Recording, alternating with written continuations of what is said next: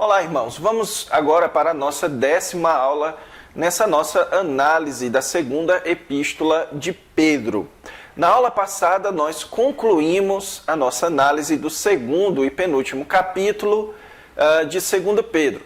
Nessa aula, nós vamos entrar na análise do terceiro e último capítulo da segunda epístola de Pedro. Então, como você vê aí, hoje nós vamos analisar dos versículos 1 até o versículo 7. Mas antes disso, vamos voltar aqui no nosso esboço. E nós estamos agora na seção 3 daqui da segunda epístola de Pedro. Nós vimos, e eu expliquei a vocês, que essa segunda epístola de Pedro, ela é mais centrada na questão dos falsos mestres, ok? Então, o seu tema central, ela é uma carta de lembrança, ela é uma carta de alerta, por isso a palavra-chave para a interpretação de 2 Pedro é a palavra lembrar. Então, Pedro escreveu para lembrar a eles determinadas verdades. A primeira verdade que ele lembra aos seus leitores está no capítulo 1, todo o capítulo 1, que é a verdade a respeito da salvação deles. Que na salvação deles, eles já receberam a obra de Deus, que é aquilo que eles precisam para crescer na graça e no conhecimento de Deus, e a revelação de Deus por meio de Jesus e dos seus profetas. Então você tem aqui a base da salvação no capítulo 1. O capítulo 2 e o capítulo 3, ele é centrado na questão dos falsos mestres. E o apóstolo Pedro, ele vai tratar dos falsos mestres de duas perspectivas. Em primeiro lugar, a respeito da conduta dos falsos mestres, no capítulo 2, a sua conduta antinomista ou antinomianista. O que é o antinomismo? É uma vida sem lei, é uma vida sem autoridade. Um antinomista é aquela pessoa que não admite lei fora dela. Então, o capítulo 2, ele descreve os falsos mestres dessa forma. Ele começa mostrando ou identificando quem são os falsos mestres.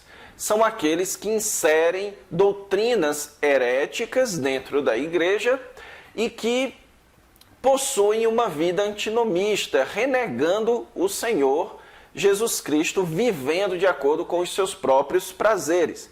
Depois, o apóstolo Pedro ele vai descrever o caráter dos falsos mestres, mostrando de fato o antinomismo deles, mostrando como eles são pessoas que vivem de acordo com os seus prazeres, de acordo com a imoralidade, de acordo com a sua ganância. Essas são as principais motivações dos falsos mestres. Eles são imorais e gananciosos, ok? Depois, no final do capítulo 3, na aula passada, no capítulo 2, desculpe, na aula passada nós vimos que o apóstolo Pedro coloca os resultados ou a destruição causada pelos falsos mestres. O apóstolo Pedro nos conta que os falsos mestres são pessoas inúteis, que não produzem absolutamente nada de positivo para a igreja, são pessoas também, depois ele nos mostra que usam a metodologia de deturpar a palavra de Deus. Então, a sua tática é a promessa de uma liberdade falsa, certo? E isso é feito por meio do ensino da palavra deturpado, ok? Então, o apóstolo Pedro diz que o resultado disso é que eles são como cães que voltam ao vômito ou porcas que voltam ao lodo, ok? Ou à sujeira. Outro aspecto importante do capítulo 2 que nós precisamos lembrar é o aspecto do padrão que Pedro estabeleceu entre os falsos profetas e os seus seguidores. Ele nos avisa que os seguidores dos falsos profetas serão a maioria, assim como foi no tempo de Noé e no tempo de Ló, e e que eles são identificados. Então, você não pode achar que os seguidores dos falsos mestres são inocentes. Não, eles são igualmente culpados e estão igualmente reservados para o juízo, ok? Então, o capítulo 2 foi centrado nessa questão da conduta antinomista dos falsos mestres e dos seus seguidores. Agora, o capítulo 3, ele muda um pouquinho o ponto central. O ponto continua sendo a questão dos falsos mestres. Mas agora, no capítulo 3, o apóstolo Pedro vai tratar mais de uma questão doutrinária, de um ensino doutrinário equivocado dos falsos mestres, que diz respeito à negação da volta de Cristo. Então, agora, nós vamos, a partir de agora, centrar a nossa atenção no capítulo 3, versículos de 1 a 16, onde o apóstolo Pedro refuta a negação da volta de Cristo por parte dos falsos mestres. Nessa aula de agora, nós vamos analisar metade desse texto, do versículo 1 até o versículo 7. Então, vamos lá. Aqui você tem diante de você o texto do capítulo 3, versículos de 1 a 4. Depois nós vamos analisar aqui dos versículos 5 a 7. Veja que o versículo 1 começa com a expressão amados. Então aqui você não tem nenhum conectivo, o que nos mostra, o que nos indica que de fato o apóstolo Pedro agora ele está levemente mudando de assunto. A questão agora não vai ser mais o antinomismo, a questão agora vai ser outra. Mas veja que o versículo 1 traz aqui a expressão procuro despertar com lembranças. Então, a expressão aqui, procuro despertar com lembranças, ela mais uma vez também nos indica que o apóstolo Pedro aqui, ou que na verdade o apóstolo Pedro está cumprindo o propósito da sua carta, que é uma carta de lembrança, certo? Essa é uma expressão chave da epístola de segunda epístola de Pedro. E então, irmãos, aqui, a partir do versículo 1 até o versículo 16, o apóstolo Pedro, ele vai lembrar a respeito do retorno do Senhor Jesus Cristo, que estava sendo negado pelos falsos mestres. O apóstolo Pedro vai apresentar vários fatos a respeito do retorno de Cristo que refutam o ensino dos falsos mestres, ok? O versículo 1, ele nos diz que esta é agora a segunda epístola que vos escrevo. Nós não temos como garantir que a primeira epístola foi a primeira epístola de Pedro. Por quê? Porque o apóstolo Pedro diz aqui que em ambas as epístolas ele procura despertar a lembrança dos seus leitores. Isso não condiz muito com o assunto da primeira epístola de Pedro, ok? Então aqui você tem a possibilidade do que Pedro está dizendo, que esta é a segunda epístola de alerta que ele escreve, ok? Porém, nós não podemos descartar a possibilidade de fato, ele está se referindo à primeira epístola e que ele está aqui considerando que o assunto que ele tratou na primeira epístola de Pedro é ou serve também como uma forma de alerta, como uma forma de lembrança a respeito de determinados fatos teológicos, ok? Então, aqui o apóstolo Pedro, nós não temos como garantir que ele está se referindo de fato à primeira epístola de Pedro. Mas ele diz que em ambas as epístolas, ele procura despertar com lembranças a vossa mente esclarecida. Veja o que é que ele diz aqui. A palavrinha aqui, traduzida por esclarecida, ela só aparece lá em Filipenses capítulo 1, versículo 10. Ela só é usada em Filipenses 1, versículo 10, quando, na ocasião, o apóstolo Paulo disse: para aprovardes as coisas excelentes e serdes sinceros e inculpáveis diante de Deus. A palavra traduzida aqui por esclarecida, no texto original, ela tem mais a ideia de sincera. É como se o apóstolo Pedro estivesse dizendo que ele está despertando com lembranças mentes sinceras. Agora, por que a tradução esclarecida também é válida? Porque a palavrinha sincera, ela vem do latim, que é a união de duas palavrinhas, duas partículas, que são as partículas sine, cera, ou seja, sem cera. Porque a origem disso eram nos vasos que tinham defeitos e as pessoas então colocavam cera para encobrir os defeitos. E apenas quando você colocava o vaso na direção do sol é que você era capaz de perceber os remendos de cera que haviam sido feitos no vaso. Então, um vaso sem cera era um vaso legítimo, era um vaso puro, era um vaso mais valioso do que um vaso com cera.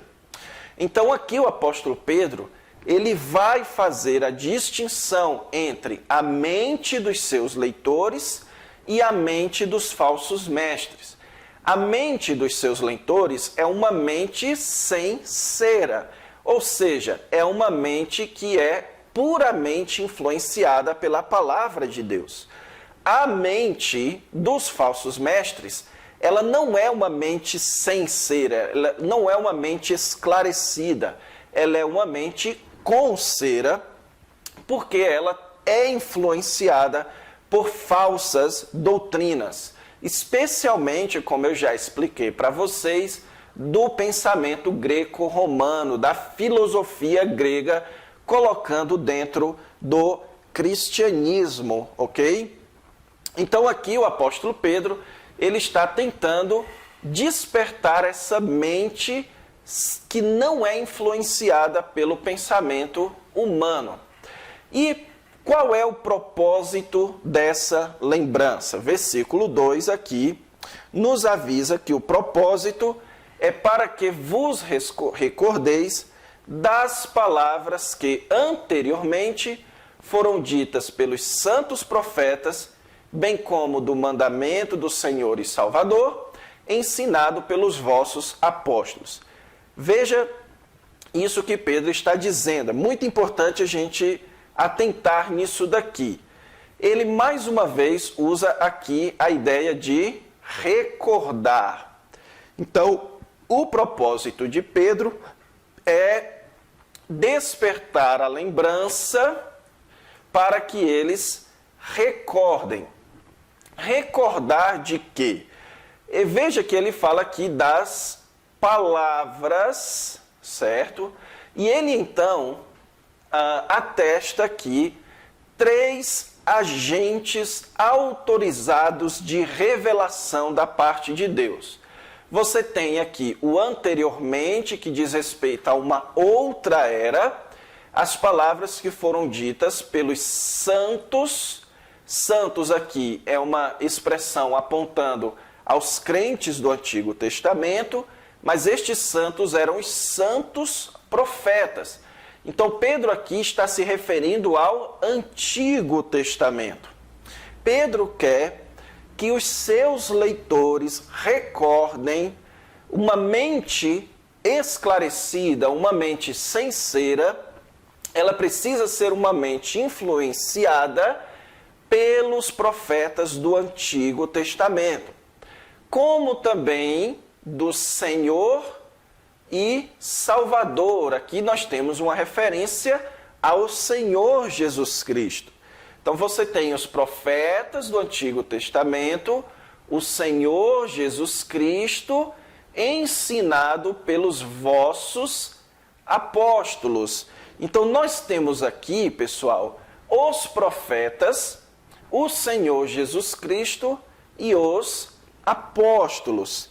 Então Pedro aqui está conectando os profetas, Cristo e os apóstolos em uma mesma categoria. Mas em que sentido eles estão conectados? Na categoria de agentes da revelação de Deus.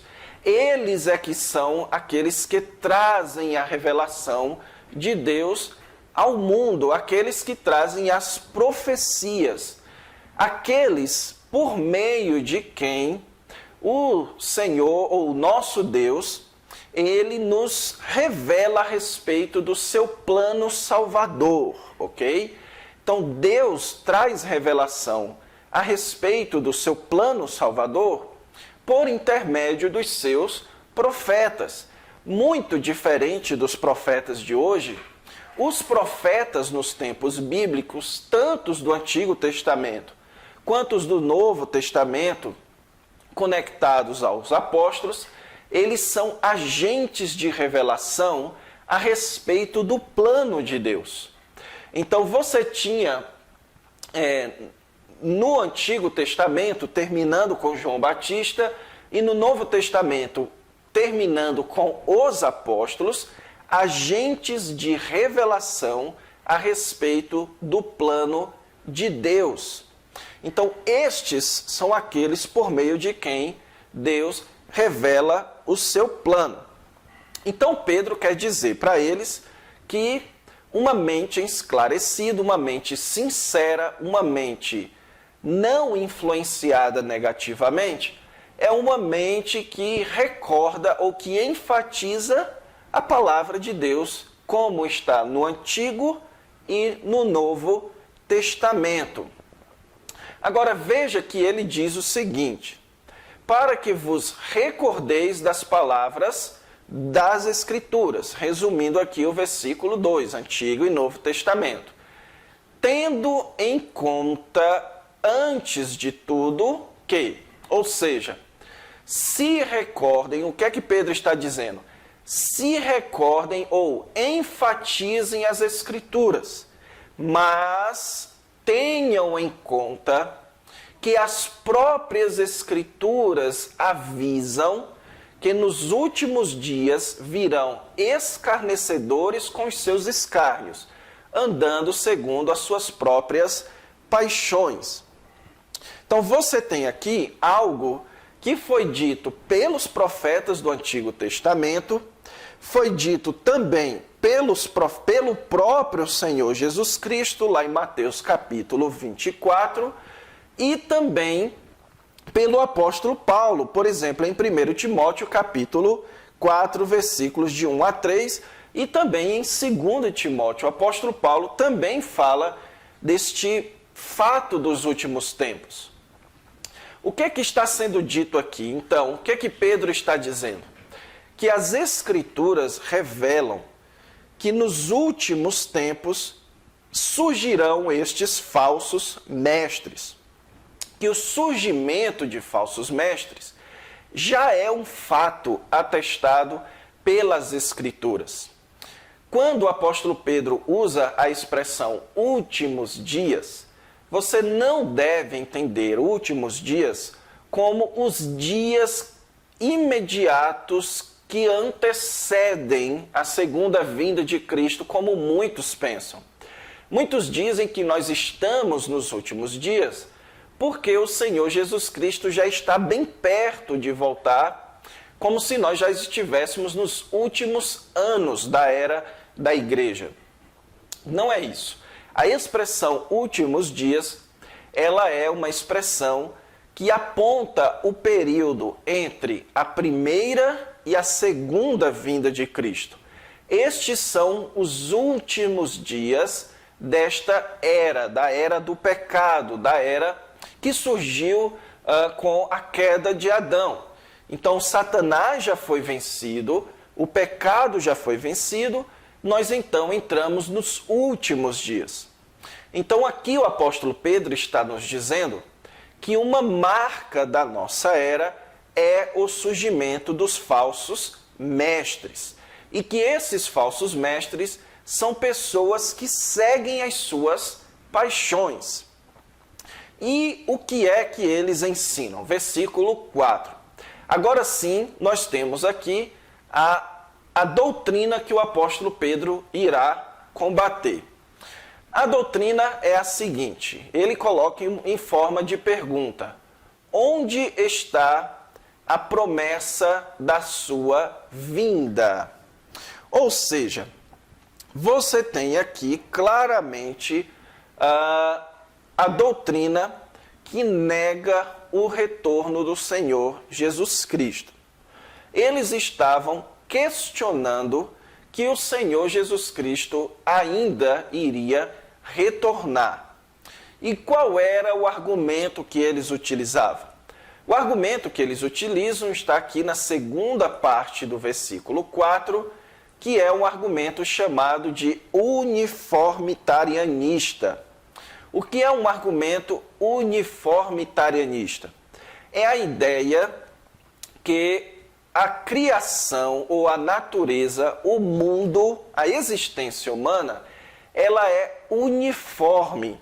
Nunca aconteceu nada que não fosse puramente humano.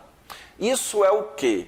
No período do modernismo, se você já estudou filosofia, sabe do que eu estou me referindo, é chamado de um universo de causa e efeito, um universo fechado de causa e efeito. Ou seja, tudo acontece dentro do universo num processo de causa e efeito e não existe intervenção sobrenatural. Então, aqui, estes falsos mestres estavam abraçando um pensamento muito proeminente na filosofia grega, que era qual? Tudo o que existe é o que já existiu e é o que vai existir. Nada demais já aconteceu. É isso que eles dizem aqui. Desde que os pais dormiram, ou seja, desde que Abraão dormiu, desde que Moisés dormiu, desde que os pais do povo de Deus dormiram, todas as coisas permanecem como desde o princípio da criação. Então, desde que tudo foi criado, desde que tudo surgiu, tudo permanece igual. Não há intervenção sobrenatural. Então, onde haverá a segunda vinda? Não haverá a segunda vinda de Cristo, porque tudo irá permanecer do jeito que está. Veja a refutação. A partir de agora, o apóstolo Pedro começa a refutar o que eles dizem.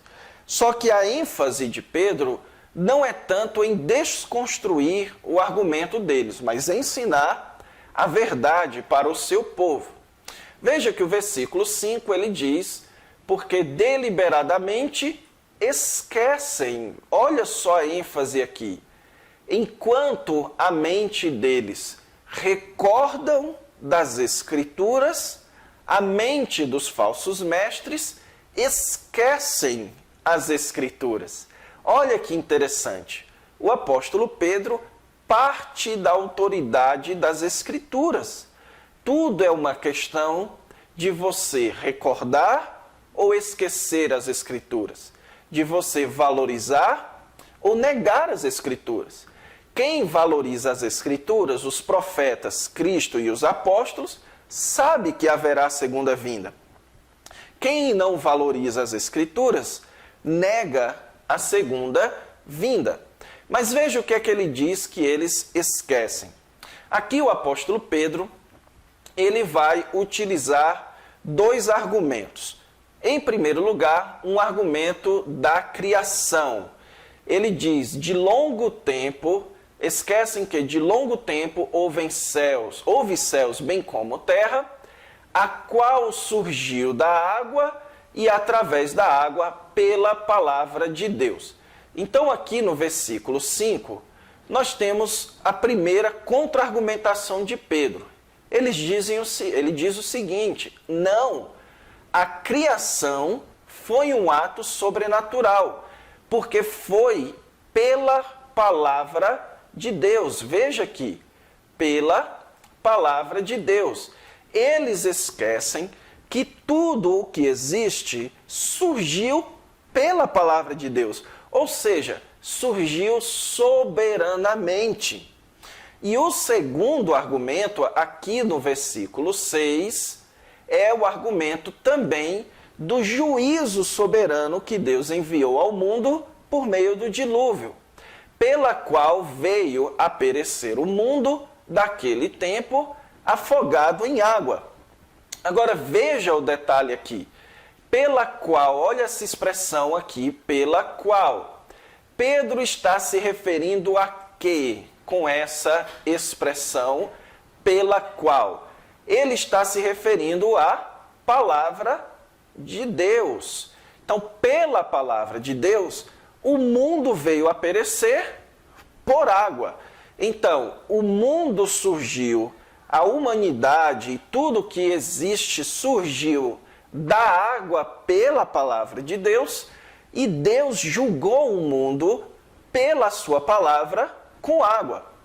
Então Pedro afirma dois eventos históricos sobrenaturais que houve intervenção divina, que foi a criação e depois o dilúvio.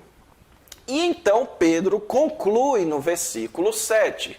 Ora, ou seja, então, os céus que agora existem e a terra, pela mesma palavra, veja, a ênfase aqui na palavra de novo.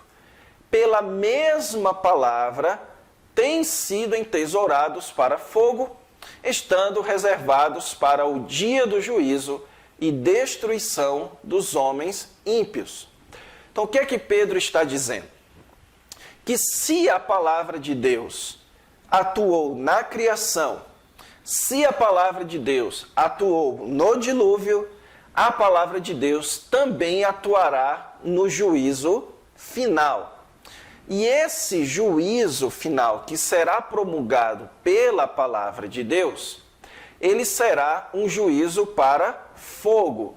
O dia do juízo vai ser um dia para a destruição dos homens ímpios e também a purificação da terra e dos céus. Agora, céus aqui, não entendam o céu onde Deus habita, é a atmosfera. Então, o que Pedro está afirmando é que este mundo, este cosmos que nós conhecemos, ele um dia irá acabar para surgir novos céus e nova terra, como nós sabemos por meio de vários outros textos. Então, este mundo dará lugar a um novo mundo. E ele então será destruído através do fogo.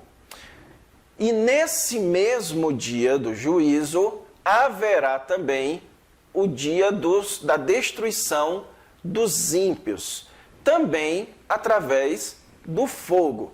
E tudo isso será um ato soberano e sobrenatural de Deus por meio da sua palavra. Aqui, pessoal, nós temos um texto vital para a sua escatologia, para o seu sistema escatológico, certo? Então aqui nós temos um único texto no Novo Testamento que nos avisa que tudo o que existe vai ser modificado por meio do fogo. A pergunta que mais gera debate, porém, é quando isso vai acontecer, certo? Eu, particularmente, não penso que aqui o apóstolo Pedro está se referindo necessariamente ao momento da vinda do Senhor Jesus Cristo. Isso por quê? Porque se você harmonizar os textos do Novo Testamento, você verá que quando o Senhor Jesus Cristo vier na sua segunda vinda, haverá sim um juízo sobre os ímpios, mas não haverá o fim da criação e instalação dos novos céus e nova terra. Eu me considero um pré-milenista, por isso, como um pré-milenista, dificilmente aqui o apóstolo Pedro eu creio que o apóstolo Pedro estaria se referindo ao que vai acontecer exatamente no momento da segunda vinda de Cristo. Se você olhar o texto um pouquinho mais para frente, você verá que ele fala a respeito do dia do Senhor, que é quando todos os elementos serão abrasados, ok? Então aqui você tem a afirmação do chamado dia do Senhor. E o dia do Senhor não é necessariamente um momento só. Você tem na teologia sistemática a divisão que é chamada de o dia do Senhor por excelência, que é o momento da vinda de Cristo, mas você tem os eventos que correspondem ao chamado dia do Senhor. Por exemplo, os eventos da tribulação que antecederá a vinda de Cristo também são chamados de o dia do Senhor. Então, faz parte dos eventos da segunda vinda o juízo que virá sobre a criação. Porém, é possível também que você creia que o período depois da vinda de Cristo, o período milenar, é o período em que a criação já estará restaurada pelo fogo.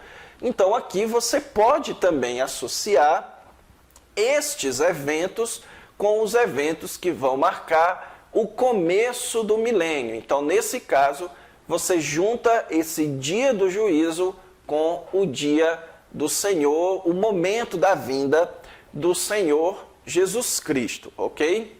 Eu, particularmente, não consigo definir com certeza se esse dia do juízo ele acontecerá no exato momento da vinda de Cristo ou se ele acontecerá em um outro momento depois da vinda do Senhor Jesus Cristo, ok? Se você é um amilenista, então você vai ter que juntar isso tudo na segunda vinda de Cristo, porque depois começam novos céus e nova terra, ok? E se você é um pós-milenista, você também vai ter que fazer isso, juntar tudo na segunda vinda do Senhor Jesus Cristo. Mas vamos dar uma paradinha por aqui na nossa análise desse texto. Em resumo, o que nós temos aqui então é o apóstolo Pedro refutando a afirmação uniformitarianista, que é o quê?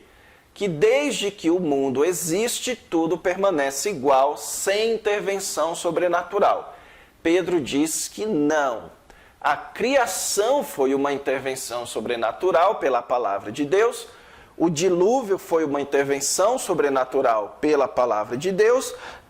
Sendo assim, o juízo será também uma intervenção sobrenatural pela palavra de Deus. Então, na próxima aula, a gente avança aqui a partir do versículo 8, onde ele vai agora explicar a respeito deste momento da segunda vinda de Cristo. Então, não perca a análise da próxima aula. Então, fiquem com Deus. Até lá.